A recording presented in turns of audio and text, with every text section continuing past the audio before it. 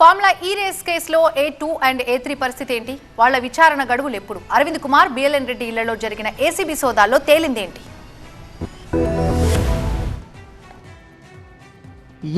Formula E race వ్యవహారంలో తనపై నమోదైన కేసు కొట్టివేయాలని బీఆర్ఎస్ వర్కింగ్ ప్రెసిడెంట్ కేటీఆర్ వేసిన క్వాష్ పిటిషన్ హైకోర్టు అలా కొట్టేసిందో లేదో ఇలా దూకుడు పెంచింది ఏసీబీ. కేసులో A2గా ఉన్న ఐఏఎస్ అధికారి అరవింద్ కుమార్, A3గా ఉన్న HMDA retired chief engineer BLN Reddy ఇళ్లలో ఏసీబీ అధికారులు సోదాలు నిర్వహిస్తున్నారు. సెర్చ్ వారెంట్ కు ఏసీబీ కోర్టు అనుమతి ఇవ్వడంతో అధికారులు రంగంలోకి దిగారు. ఫార్ములా కేసులో జరిగిన ఒప్పందాలు, లావాదేవీలపై ఆరా తీస్తున్నారు. హెచ్ఎండిఏ ద్వారా జరిగిన లావాదేవీలు, ఒప్పంద పత్రాలపైన ఫోకస్ పెట్టారు ఏసీబీ అధికారులు. ఇక ఫార్ములా ఈ రేస్ కేసులో అరవింద్ కుమార్, బిఎల్ఎన్ రెడ్డి ఇద్దరు అటు ఈడీ ఇటు ఏసీబీ విచారణకు ఎదుర్కోవాల్సి ఉంది. బుధవారం ఏసీబీ విచారణకు, గురువారం నాడు ఈడీ విచారణకు అరవింద్ కుమార్ హాజరు కావాల్సి ఉంది. అలాగే బిఎల్ఎన్ రెడ్డి బుధవారం నాడు ఈడీ ముందు, అలాగే 10వ తేదీన ఏసీబీ ముందు విచారణకు హాజరు కావాలంటూ నోటీసులు అందాయి. ఇంతకు ముందే విచారణకు రావాలంటూ వీళ్ళకు ఏసీబీ, ఈడీ నోటీసులు ఇచ్చాయి. అయితే విచారణకు వచ్చేందుకు సమయం కావాలంటూ పలు కారణాలు చెబుతూ వచ్చారు ఇద్దరు. దీంతో తాజాగా మరోసారి కొత్త డేట్లతో ఇద్దరికి నోటీసులు పంపారు ఏసీబీ, ఈడీ అధికారులు.